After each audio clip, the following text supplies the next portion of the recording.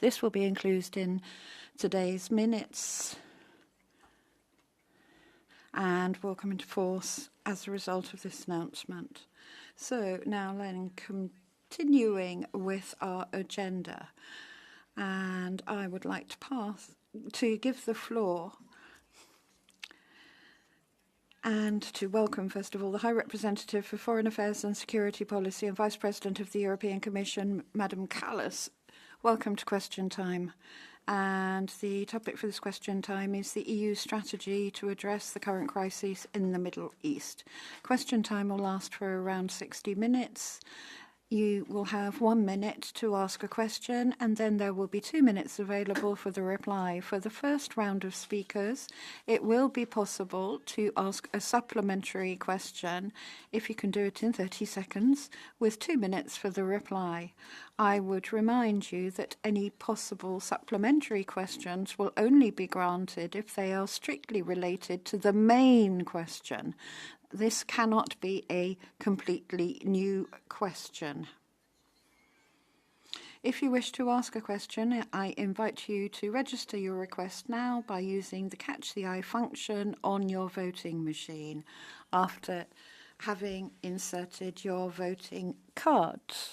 Now I can see people's names popping up already. During question time, interventions will take place from your seat, and I would ask all speakers to stick to the allocated speaking time. Now, colleagues may need a few minutes to register their request to ask a question via their voting machine, so I'd ask you again to do that now if you haven't done it already, and we will start with the first question. So I can see the first couple of requests, and we'll start with Mr. Andriukaitis.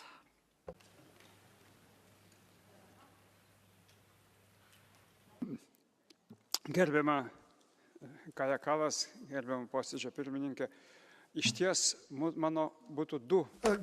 Madam Kallas, Madam President, I have 2 questions. The first question, can you say now that your proposals on the association agreement, the suspension of the association agreement, can move forward in the Council? The second question, can you assure us that the EU will not participate in the so-called peace board? Thank you. Yes, it's working. Yeah. Thank you very much. Now it's working. Good day, everybody. Thank you very much for your questions. I haven't made the proposal of suspension of the association agreement. We did the analysis on the basis of association agreement with Israel, and that analysis came to the conclusion that Israel is breaching the human rights under this association agreement. But there is no support for the suspension of the association agreement. What comes to the Board of Peace, reading the charter of this Board of Peace, it's impossible to join that Board of Peace because the Board of Peace that was foreseen in the United Nations Security Council resolution was considered to be for Palestine. It was considered to be temporary, and it has a clear pathway for Palestinians, Palestinian ownership in the end. It is not in the current Board of Peace, and it doesn't respect also the equality of states principle that we usually have when joining the international organizations. Thank you. Okay, andiamo. Okay, so Mr. Tech has the floor. Thank you so much. Me or him? Me? Got it. Okay, thank you.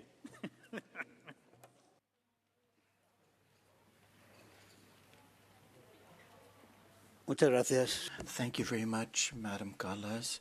Now, the European Council in February designated the Islamic Guard as a terrorist organization, finally.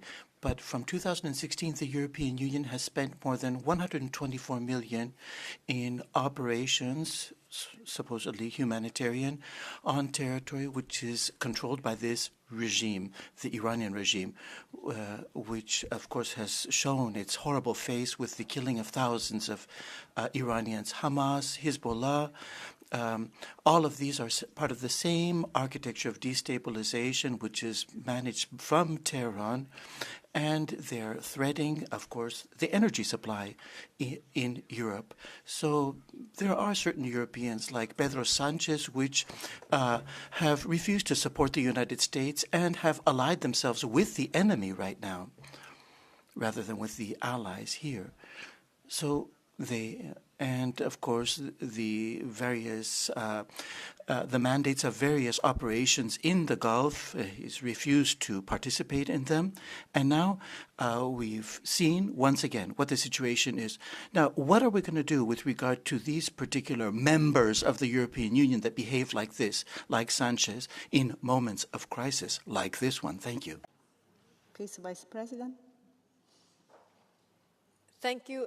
Thank you for your question. And to be very clear, we are not supporting any terrorist organizations. And yes, it's true that we have designated the Revolutionary Guard as a terrorist organization. So to be very clear, we are supporting giving humanitarian aid to help the people in different countries and of course also trying to help the civil society in different countries. Now, the other question you had, I mean, my remit is external policy, not different member states and their policies. I mean, member states have different approach to different questions. So if your question was about our operations in the region, then yes, we have Operation EUBAM Rafah, managing the border crossing point between Egypt and Gaza. We have also EUPOL COPS that is ready to train the Palestinian policemen, but we don't have authorization from Israeli side, so we can also help with the building up the justice reform. Then we have also naval operations when it comes to Operation Aspides, for example, where different member states are also participating, and that is dealing with the freedom of navigation, escorting the ships, and the whole of the mandate is actually covering also the Strait of Hormuz. The operational plan is not covering, so if we want to extend that, then we need to change the operational plan, but it is true that we are active in the region. Thank you. Thank you. You want to follow up, please?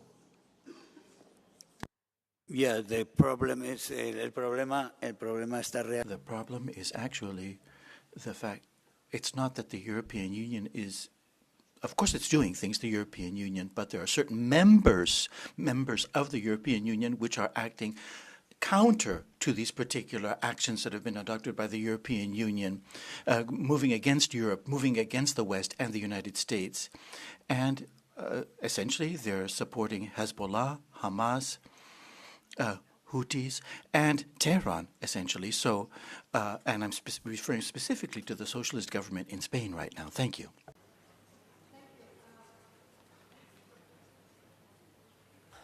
Thank you. It is true that we have 27 member states with 27 democracies and also 27 different opinions.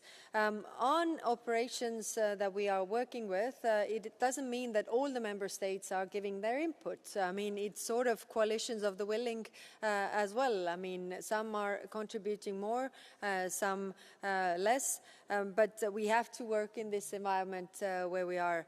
So really, I mean, different member states are giving their input as much as possible as they see fit, and it's up to the member states, of course, to decide how they try to contribute to these actions. Thank you.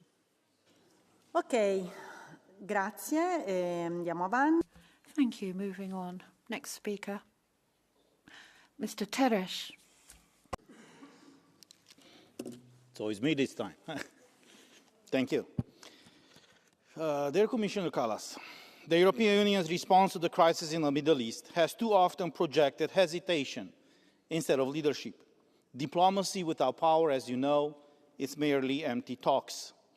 So the first question that I have to you is, how EU is engaging to help the United States and Israel to defuse the situation and to make sure that the Iranian people will be free again?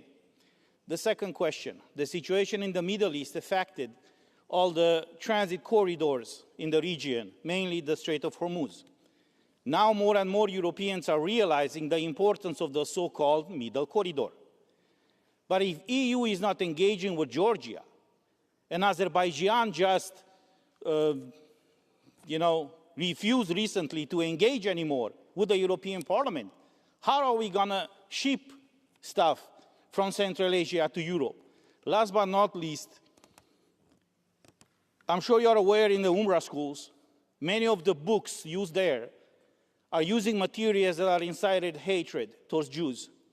Many of these books are printed with EU money. What is the European Commission doing to make sure that these books are not printing such materials in the future? Thank you. Thank you. A lot of questions, different questions. So first, crisis in the Middle East. It's true that diplomacy without hard power, military power, is much weaker than with this military power. And that's why actually we are doing more for our own defense, increasing the defense expenditure so that we would also be not only economic power, but also military power. We are using the tools that are in our toolbox as economic power to influence things. We are in constant contact with the Gulf countries, with the regional partners, also Pakistan, that is involving, is part of these discussions to see how we can contribute. And when it comes to Iran, then we have the expertise in negotiating the nuclear, for example. We have the experts. We have also offered these experts to negotiate on the nuclear issue, and not only the nuclear issue, but also we have other issues that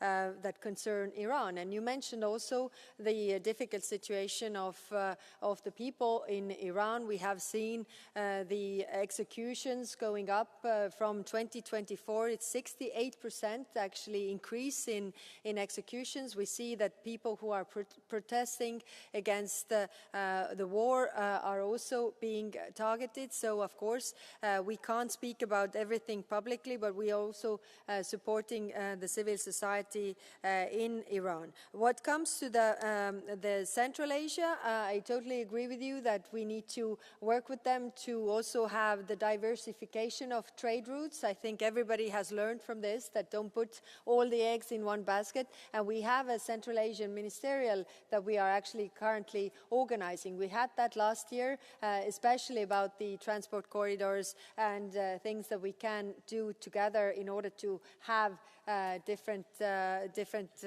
approach or different trade routes that we can use in terms of crisis. Thank you. Thanks. It's okay. No, do you want to follow up, please? Yeah, I'm just following up with the third question about the UNRWA schools in Israel. Thank you. No. Okay. It's related, yeah. Yes.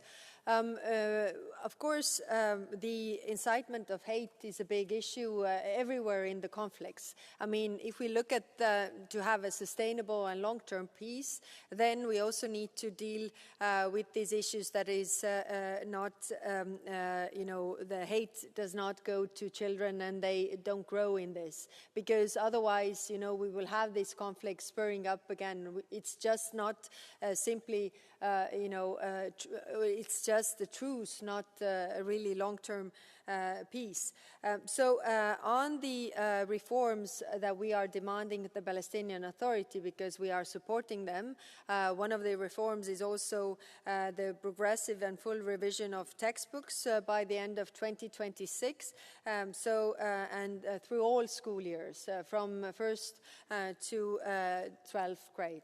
Thank you. Okay. Thank you. Andiamo avanti. So on, and our next speaker is colleague Wasso. Madame la haute représentante, il y aurait beaucoup. Madam High Representative, one could say a lot in this discussion on the overwhelming responsibility of the Iranian regime and its proxies, but then as well the strategy of the US and European impotence. All of that is unfortunately true, but I would like to talk to you about other victims of the current situation present in the region for 2,000 years who don't threaten anyone, but who are constantly under fire. I'm talking about Christians in Lebanon and in the Holy Land. Today, a French nun attacked in the streets.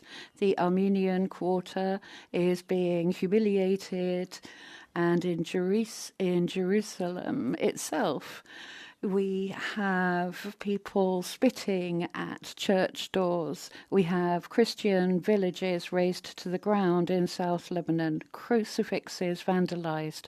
What's the point? Who can believe that the legitimate fight against Hezbollah means that you have to humiliate Christians in the Middle East? And what is the EU doing about it? Thank you. I agree with you that the freedom of religion is one of the underlying principles, and that's why what we see also in Israel, what we see in different parts of humiliating, like you say, also the religious customs of different religions. I mean, this is unacceptable. That's very clear. Of course, we are raising these issues also with our Israeli counterparts. And our counterparts from different countries where these things are happening. Also, anti-Semitism is a big issue that we are also seeing. So we are opposing any provocation and unilateral attempts to really change the status quo of East Jerusalem, and also especially its old city, also the sacred spaces for everybody. This is what we are condemning, the harassment and the anti-Christian aggression in Jerusalem. That is what we do. We have the tools in our hands, which is condemning these acts. We are not present on the ground so that we can actually, defend. But this is, of course, what you can also do to voice and say that, this is unacceptable. I think that's also quite powerful coming from this House. Thank you. Okay. Do you want to follow up? Yeah, please. Merci. Thank you, Madam Kallas. You are so right. That is our role as MEPs, to say that this is unacceptable. And I would say at this point in time that part of this chamber is always so ready to defend so-called Eastern Christians when it suits them, missing in action this afternoon. The Christians in the Middle East deserve everyone's respect all the time. We should be fighting for their cause every time they are threatened, rather than us just using that when it so suits us. Thank you. I absolutely agree with you. We had these discussions in the Foreign Affairs Council, and then one certain member state was always bringing up attacks on Christians when it happened in Syria, but never when it happened in Israel. So I was also pointing out that we should have the same worry for all the Christians wherever they are in the Middle East. Thank you. We shouldn't compare. Facoltà di intervenire l'onorevole Neumann. Colleague Neumann, our next speaker. High Representative, it's good to have you here, but the Middle East is burning and the European Union is still mostly watching from the sidelines. You often said it yourself, you want the European Union to be a geopolitical actor, yet on Israel, the gap between our words and our actions keeps growing. We have leverage, but we hesitate to use it. You mentioned yourself, last year your services concluded that the current Israeli government is in breach of its human rights obligations under the EU-Israel Association Agreement. Since then, the situation only got worse. In Gaza, in the settlements, and now the Knesset passed a bill that introduces the death penalty for Palestinians only, which is, bluntly said, apartheid legislation. So to build on the question of my colleague from SD, which member states are blocking the suspension of the association agreement? And what is your own agenda to move from concern to consequences in this regard? Thank you. You know very well how Europe functions. We have put from the Commission measures on the table for the Council to decide. Some of them require qualified majority, and we don't even have qualified majority for that. Some require anonymity, and we don't have a unanimity either. So that's where we are. Now, when it comes to the suspension of the association agreement, that needs everybody's agreement. And we don't have that. We just simply even couldn't have a qualified majority. My question is always, would it actually make the situation better? It will definitely close our channels to talk to the Israelis that I'm doing all the time. Yes, you can say that, raising these issues, it's not really delivering results because it's not. I mean, the situation is not better. But is it better when we stop this? When it comes to the capital punishment, of course, we were voicing also what we think about this, but then we also need to treat all our partners in the same way, because we have a list of countries that we have association agreement with. Many of them have actually capital punishment, and many of them are also executing people. So we should also look into these association agreements if we are, to suspend this with Israel. But there is no willingness from the member state side. It's not a one-person decision. It's not even a Commission decision. It's a European Council decision, and all the member states need to be on board. Of course, I'm not giving you the list of these member states because it's not good practice. We have the confidentiality of our discussions as well, but it's clear that not everybody's on board.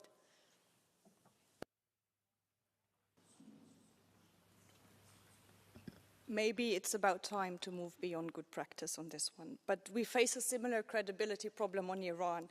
The EU has finally listed the Revolutionary Guard as a terror organization, but its networks still continue to work in Europe. They sit in consulates, they run business, and they intimidate and harass Iranians, but also Israelis living here. So I'm wondering, what have you and member states done in the last 3 months to enforce the listing? And what will you do next to drain the IRGC's money, influence, and reach inside Europe? Thank you. You're touching a very important point. It's true that we designated the Revolutionary Guard as a terrorist organization. Now, the implementation of it is resting with the member states. And there we see very much, difference, how member states are implementing. By the way, this is also the same when it comes to other actors like, sanctions on Russia and all of these players that we are. How we can really improve it. I think there's a role for free media to actually point out those member states and if you have information about the Revolutionary Guard actually benefiting from, member states' protection or even them acting in certain member states, I think the best way is to make it public so that people also know. And then there's also pressure on those member states to actually implement the decisions that we have made on the European level. Thank you. Onorevole Aubry. Colleague Aubry, you have the floor, madam. Merci. Thank you very much, Madam President. Madam Kallas, it's been 2 years that Benjamin Netanyahu has been massacring the Palestinian people, blocking humanitarian aid, starving the population, extending illegal occupation in the West Bank, and pillaging in Lebanon. And now you're talking about sanctions. And we're thinking, oh, finally, we'll have sanctions against Netanyahu, who's subject to arrest warrant from the ICC. Ben Divir and others who are terrorizing and causing genocide. No, the only sanctions you're suggesting is 4 organizations and 3 people. I'm sorry, Ms. Kallas. Who are you trying to kid here? Is that the European Union response to 73,000 deaths and genocide that's ongoing? More than 1 million people who have signed a European Citizens Initiative who demand the suspension of the association agreement. Even Josep Borrell, your predecessor, is asking for this. So formally, I'm asking here, we don't need unanimity to stop the trade aspects of the association agreement. When are you going to put that proposal forward on the table? Yes, thank you very much. It is true that we finally got the sanctions on the violent settlers through, because they were blocked for 2 years. And you can say it's not enough, and it's clearly not enough because this is continuing. But it's at least, the blockage that we got over.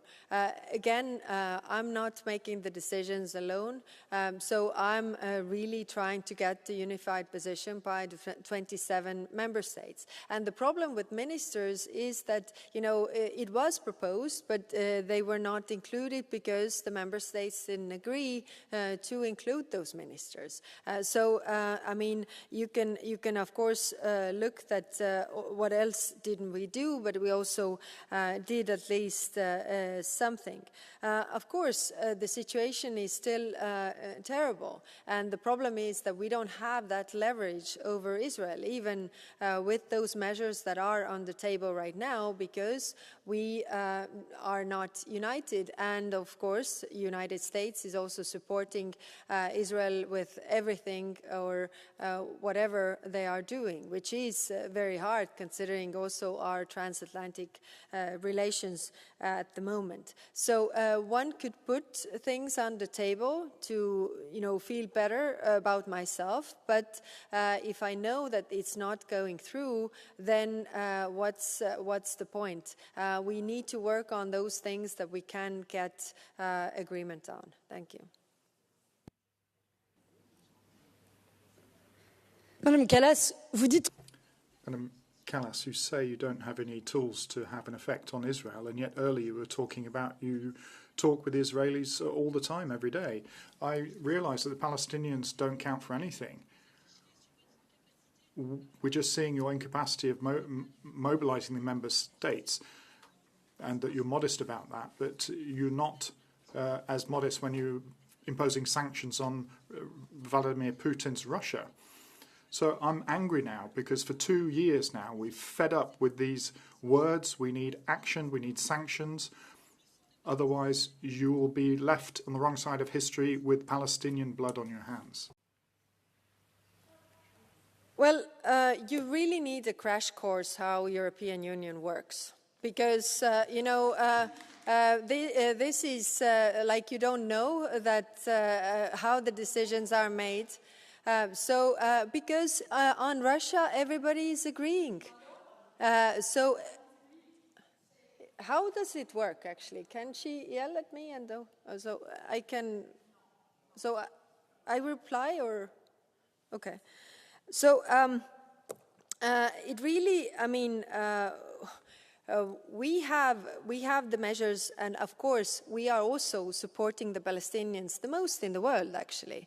If we look at the numbers, then total funds available for 2025 to 2027 for Palestine, including UNRWA, are 1.2 billion euros. We are the biggest supporters of Palestinians. We are the ones organizing also the events for two-state solution. We just had an event where the first time the Prime Minister of Palestine actually met with the High Representative of the Board of Peace. They had never met before. So we are trying to do a lot for the Palestinians. And of course I'm talking to my Israeli counterpart because he also needs to hear from me what is is the general opinion and the thoughts that I'm hearing from you, what I'm hearing from member states. But the problem we have is the way we work, which means that, in order to do decisions, we need either qualified majority, and we have put some measures on the table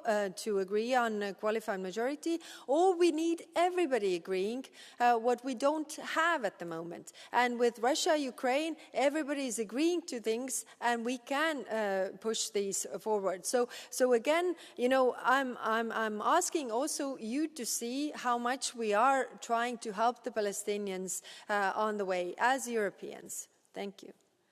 Grazie. Thank you. Now, Madam Aubry, but I think it's really unacceptable to call the High Representative a war accomplice in this particular genocide. And of course, we're speaking about very, very sensitive things that involve, of course, the involvement of members of the European Parliament as well. We have to have a debate which is in an acceptable, respectable sphere, respectable for our High Representative, for our guest here. Thank you very much. Andiamo avanti, a facoltà di intervenire l'onorevole Pasquale Della Parte. Our next speaker is Mr. Pasquale Della Parte.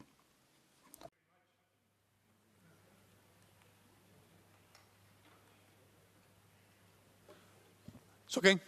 Thank you very much, High Representative. I have two questions. I mean, when there is actually currently international efforts in order to organize a kind of a multilateral mission to secure the maritime, the free navigation through the Strait of Hormuz.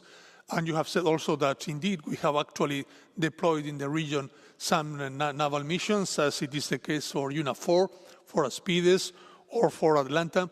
How do you intend to insert these European missions in the region with international efforts underway, led by 2 European countries? And the second question is related to Iran. Do you intend to somehow to help the secular and democratic opposition to the regime to organize and to unify themselves in a kind of broad platform in order to be more efficient and to push forward a democratic agenda? Do you have regular contacts with them? Thank you very much. Thank you. Thank you for your question. It's true that we have Operation Atalanta, we have Operation Aspides in the region already.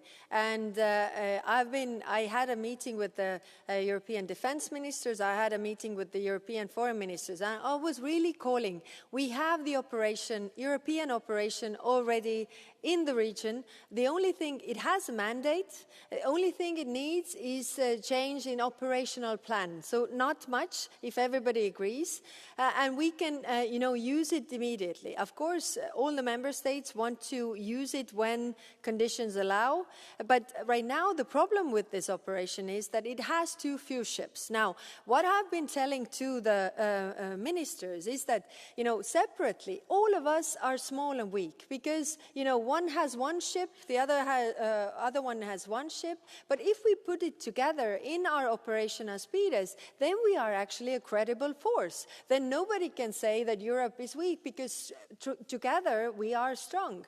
Then the other thing is that if we are right now trying to strengthen our cooperation with the Gulf countries, then, this Operation Aspides could also be a credible security provider in the region, if we do this together. Now there is a French-UK initiative. We can also contribute via the Operation Aspides to this, mission that is also engaging countries from outside Europe. So my point is that let's do these things together, because if we look at the geopolitical picture, we need to be united in this. Now, on your second question, the problem, of course, right now, we have the programs, we are supporting Iran, civil society. We can't be really public about this, and also these people in Iran are really afraid because literally, like I said, the level of executions has gone up by 68% since 2024, how many people they are executing. So these people are also afraid. But we have the tools when it comes to economic sanctions. And, regimes also change when it is weak enough so that the power structures like the army and police actually change, course. They are not repressing the people anymore because of whether they don't get the salaries or whatever, so because of the sanctions. That's why these tools also work. Thank you. Ok. Ora ha facoltà di intervenire l'onorevole Yalul Muro. Colleague Yalul Muro. Now? Okay, thank you. Dear Ms. Kallas, since you took office as High Representative, the Middle East has undergone a complete transformation.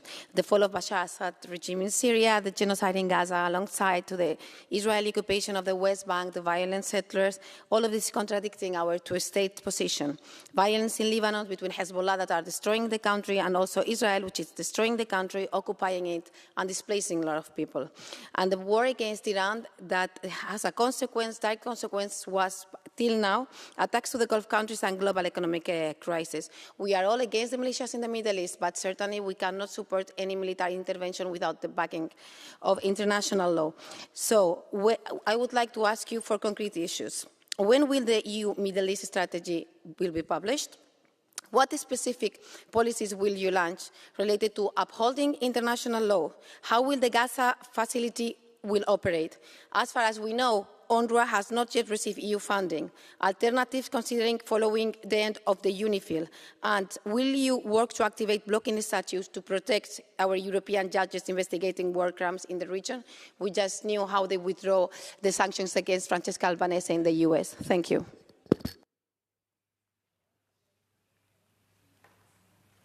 Thank you very much. It is the EU Middle East strategy is in the working plans, but it's no point if drafting it right now when there's so much uncertainty.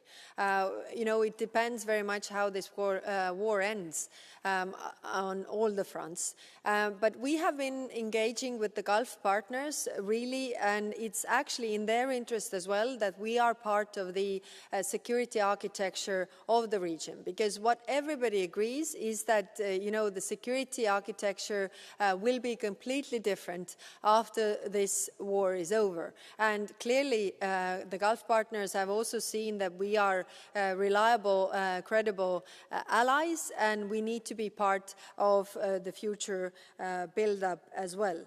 Now, of course, when it comes to the international justice system, why is it so important that it's held up? It's because of the accountability. Again, when we talk about the war in Ukraine, when we talk about Gaza, when we talk about all these wars, then people also need to see accountability. That if there, people in the West Bank, for example, if they see that and their family has been killed, their homes have been destroyed, they need to see somebody held accountable. And that's why the justice system is extremely, extremely important. It's also very important for us and to have long-term peace, because if there is accountability, there is less revenge and retaliation that keeps on happening in this region. And if you can just repeat your questions in the follow-up, because I couldn't take it all down. Thank you. Yes, my other question was about the Gaza facility and why till now it seems that UNRWA has not yet received EU funding. And if this is my last turn, I would like to say that because it is very important accountability, this is why we need you to work to activate the blocking statute. It's very important because our judges, our ICC judges, are the ones who are fighting against the impunity of the Israeli government and to hold them accountable for what they have done in Gaza and Lebanon. Thank you. Thank you. I'm actually not aware that UNRWA hasn't received our, input, because the information that I get is that we are the only supporters of UNRWA and, Palestinian Authority as well. When we are talking about the revenues that are withheld with Israel that, belong to Palestine, actually, then we are, of course, raising this all the time to really put them in a position that they would release these revenues for Palestine, because it's their taxpayers' money. When it comes to the blocking statute, then so far, this is clearly the tool that is in our hands. It is Commission initiative in this case, but the member states have not, many member states have not asked for this. Few have. So the point is of those countries that the judges are also coming from, that we need to use these tools. And then some countries are saying that we can also actually work with these, helping these judges to operate with other tools. So that's why we don't have an agreement on the blocking statute, and that's why we haven't put that on the table. Thank you. Ok, thank you. Procediamo ora con l'onorevole. Our next speaker is colleague Nemec. Dear High Representative, Europe is still hiding behind diplomatic words. I'm pretty sure you can agree with me. Civilians are dying in the field and war criminals go unpunished. Israel apartheid is trying to erase Palestine and they're bombarding Lebanon. EU cannot be a global peacekeeper if we have double standards, one for Africa, one for Europe, and so on. If we want to keep our moral compass, we need to stand on the side of justice. Ursula von der Leyen said that a rules-based system is finished, but still, and the EU cannot rely on this system anymore. But what is left if not international law? What do we have if we don't adopt sanctions against Israel? What will this lead to? And if we don't adopt sanctions, then these stories will just repeat themselves in Europe, in Africa, and elsewhere. You said that you have no leverage, but at least put a proposal on the table so we can see which member states do not support cooperation with Israel. Thank you. Thank you. International order is under heavy strain. That's very clear. We see international law being breached every day. And now the question is, how do we approach this? When we look back in history, then, League of Nations was established so there wouldn't be any wars. And, it didn't fail because the principles were wrong. It actually failed because the founders of this organization didn't keep to those principles. So the United Nations was established with the UN Charter. And UN Charter is actually very clear. I think everybody agrees to it. But again, I come back to my previous point when I answered your colleague, that it lacks accountability. So I think also these times where we are living now, we have to use it in order to develop international law further, to also have, accountability so that nobody feels that they are above the law. Because if you just start the wars and nothing happens to you, you just, send soldiers to kill other soldiers, or, brothers, fathers, and sons of one country to kill other fathers, brothers, and sons of another country, and nothing happens to you, then, other aggressors will learn the lesson. So what we need to do now, and I see a lot of appetite for Europe when I go across the world. They are saying that you are the only ones who are actually standing up for the international law right now. So we are also willing to align with you when, you are developing this further, and we need to use that. When it comes to the proposals are on the table, but we don't have, we have counted, we don't have the votes. So is it better that we put it to the vote so everybody sees that we are divided when we know that we are? Thank you. Do you want to follow up, or it's okay for you? Okay. I'll use my option, to ask another additional question. I will speak in Slovenian. Pravite, spoštovana visoka predstavnica. You said that we don't have numbers, that we don't have support.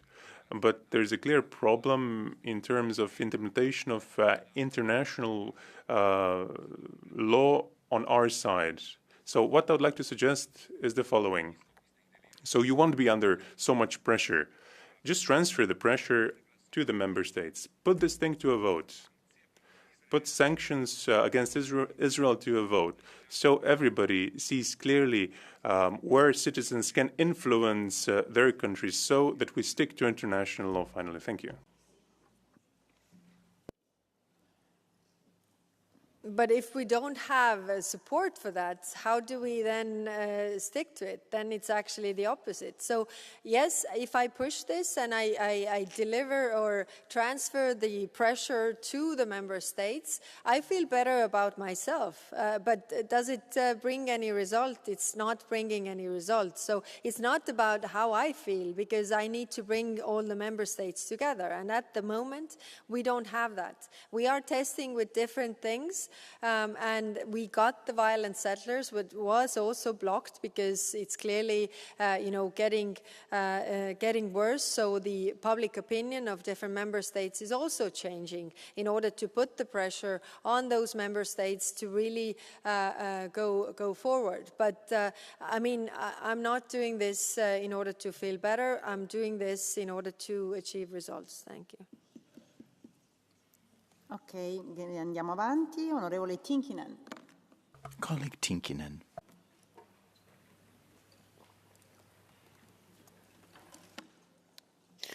Grazie. Dear President, the oppression of the Iranian people is undeniable. Their desperate plea for help in the face of overwhelming brutality from the Islamic regime is also undeniable. An entire people have been cut off from the internet for months, silencing their voices. In this internet blackout, they are intimidated, imprisoned and executed. This is an actual open-air prison. The EU's reaction has been disgraceful. Instead of helping liberate the people and getting rid of the Islamic regime, Europe has decided to take the path of weakness.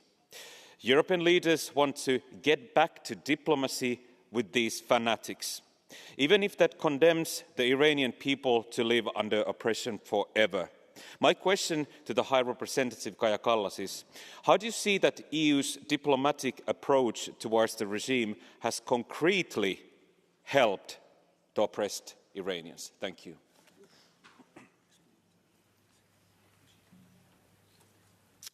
Thank you. Has the war that has been started helped the oppressed Iranians? We clearly see since the 28th of, was it the end of January when it started? The situation actually for the Iranian people has gotten worse because of the military action. That's not helping either. We need to have a diplomatic solution. It's impossible to, erase Iran from the ground, and it's not our intention, because the people of Iran, with their culture and all this, deserve a chance. And we use the tools that are in our toolbox. And we are trying to have the diplomatic diplomatic results. And in the end, there has to be a diplomatic solution, because the war is just bringing more chaos to not only the Iranians but everybody, because of the closure of the Strait of Hormuz. We see the rise of the energy prices that everybody's feeling. We see the fertilizers that are not coming through. 54% of fertilizers going to Sudan, for example, are coming from the Strait of Hormuz, via the Strait of Hormuz. So if they don't have the fertilizers this year, there's going to be famine next year. Is it better because of this war in the region? I will put a question mark there. Thank you. Thank you. Mrs. Joveva. There is no reply at this stage of round. Thank you. Hvala. Gospa Kallas. Kallas, sometimes you are asked questions about double standards in the EU, and we see what's your face when you're listening to this. This is not criticism, because I prefer this than some forced political correctness. But the problem is that many European citizens think that Brussels is more tired with questions about Gaza than from our own political lack of power. And your commission will apparently meet with Taliban in the name of pragmatic diplomacy. But at the same time, we listen about the Israeli government, what the EU cannot do, I would say, does not want to do. So if we want to influence the Taliban, why there is no the same logic with Netanyahu? Where is the red line of the EU, or your red line? Because we have a lot of red lines, but they're very blurred, and this influences Gaza and the whole region, and this also influences Europe as a whole. Thank you. High Representative Kallas. I'm not sure I got your question. I got your criticism, though. Thank you for that. But when it comes to Taliban, then, of course, I'm aware of the situation. It's not my services directly that are dealing with these issues, and it's more the issue of migration. But I agree with you that if we have put conditions in place that we don't engage, then if these conditions are not changed, then why are we changing our posture? I mean, we should keep the same line. So I totally agree with you there. But maybe you can specify your question again, because I'm not sure I got the full point of it. Thank you. Sorry, you don't have the right anymore. No, actually, for the second round, there is no follow-up question. Very sorry. I will now ask Mr. Stier. 672. Mr. Stier. Yeah, High Representative, you have been asked time and again to put forward proposals to the Council, even if you know that they will not get an approval, but just to show how the Member States are voting and how are divided. I believe that that will not show us in a stronger position. Nevertheless, I would like to ask you what other measures can be conducive and that can be also supported by this Parliament in order to get a unified position of the European Union.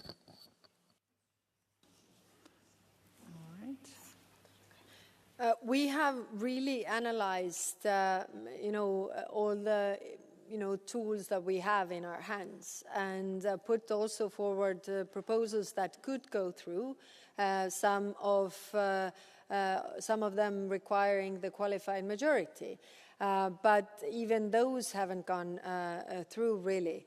So we have already done the measures that the Commission can do on our side, and when it comes to suspension of funds and such things, but it doesn't have that effect on Israel, that especially when America is supporting them in all the steps that they are taking in this, not criticizing like we are criticizing. So really, I mean, things are changing as well. We see the public opinion that is reflecting reflected in member states. So it's also putting pressure on the member states to come up with, new ideas. There was a new approach or proposal by 2 member states. But even that doesn't have that effect, so it's also not going through. So the problems we have, we see the situation on the ground. We want to improve the situation for the people. We are providing humanitarian aid. We are trying to help the Palestinians as much as we can. We are also helping them with the reforms. We are in constant contact with the peace board as well in terms of execution of the plans or disarmament of Hamas that could also benefit the region, but we don't see many results at the moment. And unfortunately, Israel is also going into an election period, which is making it all more harder. Thank you. Thank you, Mr. Parentouris.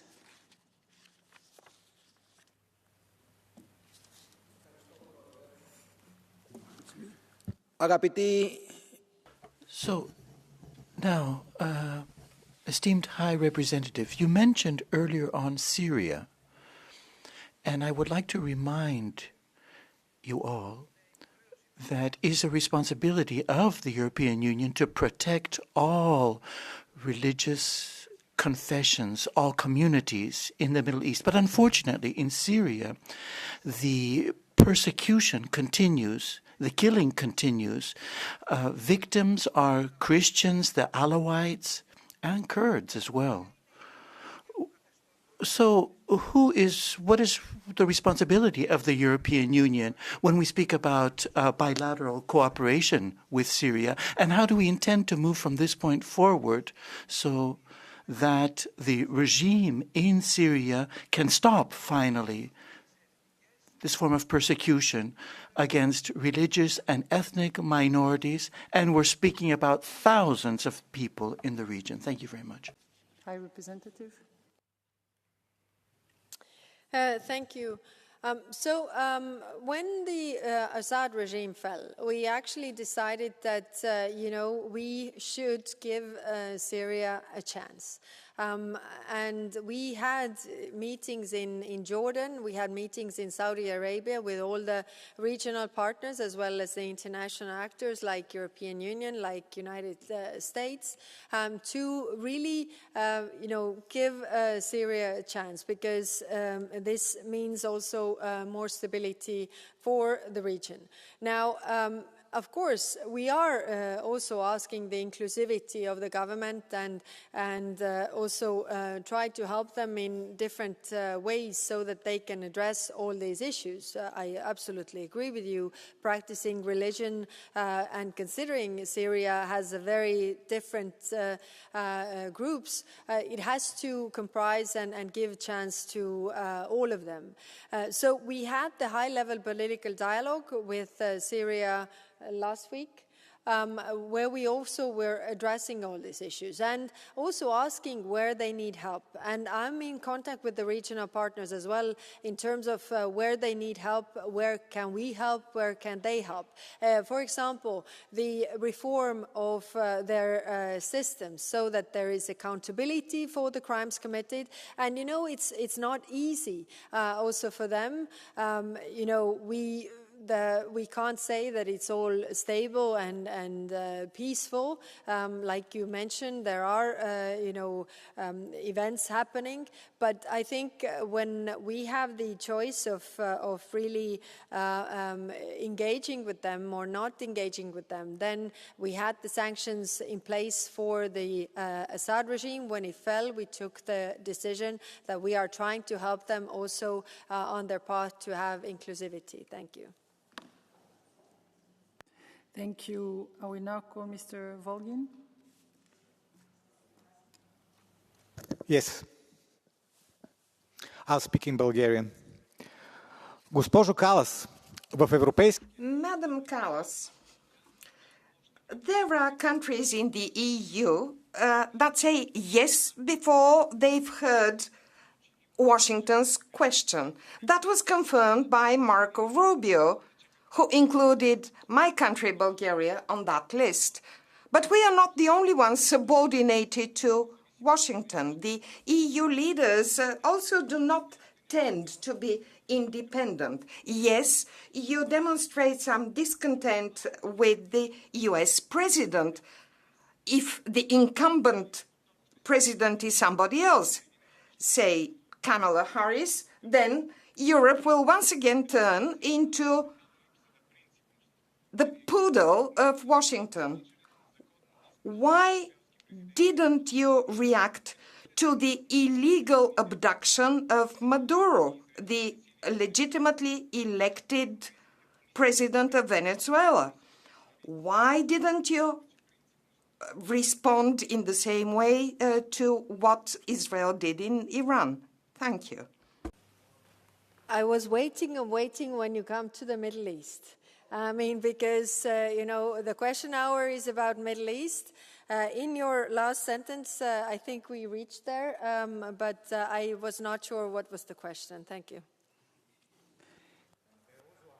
Thank you very much. Last speaker, Barry Andrews.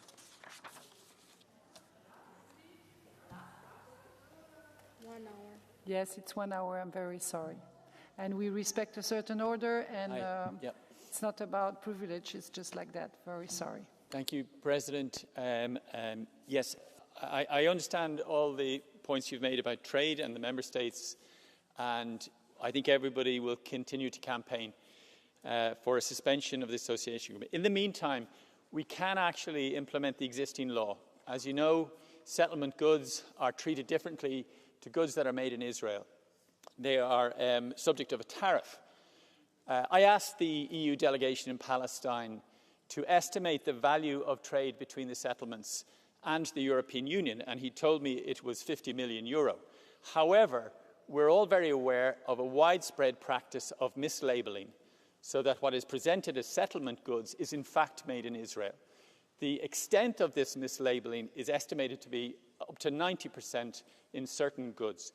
Therefore, what I'm asking you to do, HRVP, is to look at this whole question, find out what the real volume of trade is, look at the rules of origin, and explore the question of whether or not we can properly stand over the labeling of goods that are said to be from Israel, but are most likely to be from the settlements. Thank you.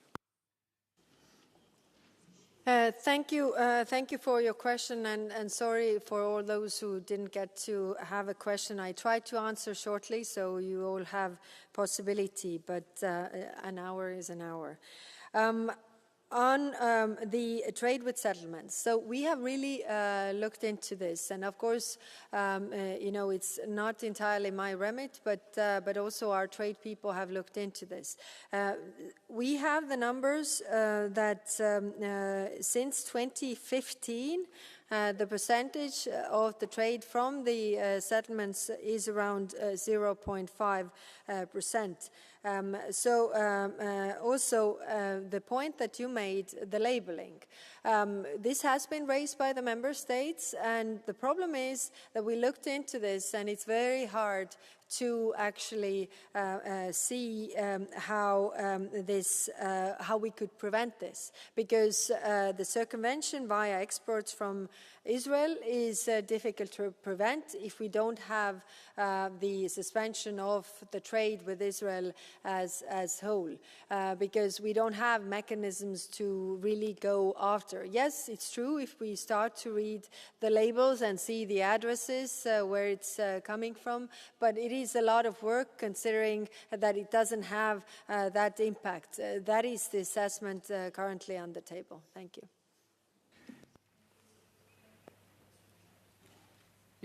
High Representative. Yeah, the question time is 60 minutes. It's very strict, and we have to obey a certain turn of people. And I can guarantee you that it's made following all the rules that are imposed to us. So the debate is now closed. The next item on the agenda is statement by the Vice President and the Commission High Representative of the Union for Foreign Affairs and Security Policy. Europe's response to reduce US military deployments in Europe, particularly as its eastern flank in the light of the latest US decision. Mrs. Kallas, you have the floor.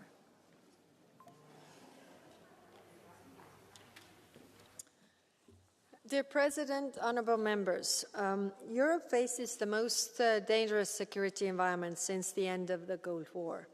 I see the main challenges for European security today in the deterioration of the threat environment and our capability to act on that. First, on the threat environment. Russia is gearing up for long-term confrontation with the West.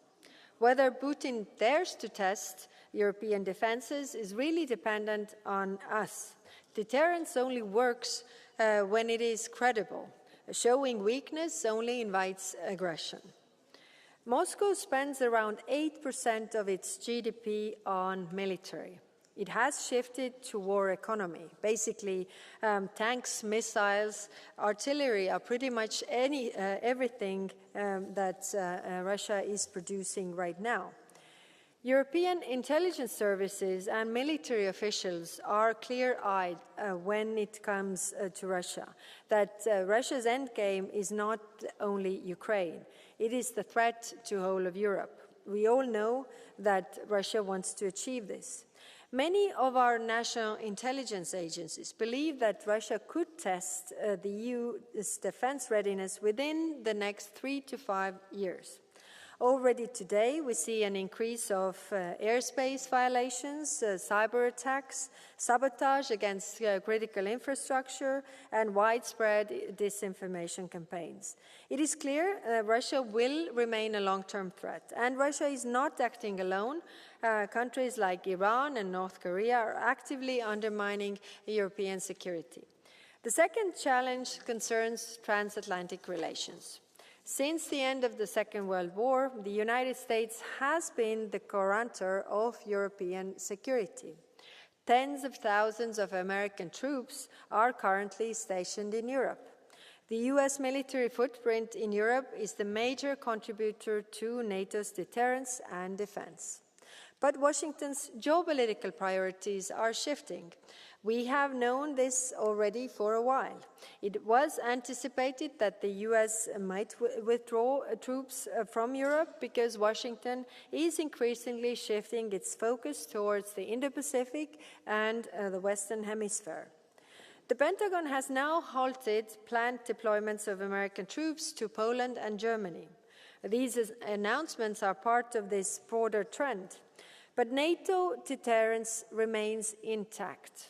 And NATO will continue to maintain strong presence on its eastern flank because now it's not the time to look weak. The presence of American soldiers in Europe is in our interest, but it's also in US interest. The message is clear. Europe must take greater responsibility for its own defense. To keep our countries safe, we must continue to strengthen European defense readiness. And this means increasing defense spending, closing capability gaps, and scaling up European defense production. All this comes with costs, but deterring aggression is cheaper than fighting a war. Honourable members, these challenges are not temporary shocks. They are likely here to stay, and they will shape Europe's security for decades to come. So what must Europe do? First, we must continue to support Ukraine. Ukraine is the first line of European defense. Ukrainians are not only defending their own country, they are also defending Europe and buying Europe time to strengthen its own defenses. We need to increase our economic, military, and political support to Ukraine. Europe already provides the largest share of assistance, but we need to do more. The European Union is doing the heavy lifting, including the 90 billion loan. Second, we must strengthen Europe's own military capabilities. Defense spending is increasing across Europe. That is necessary and welcome. But Europe still lacks a number of capabilities, which are often too costly or complex for any single member state to procure alone. And that is what we have to focus on. Not only about how much we spend, but whether we spend it wisely. We need to think more European. And third, Europe must strengthen its defense industry. Money alone does not create security if production cannot keep up. If increased defense spending only leads to longer waiting times, order backlogs, it doesn't work.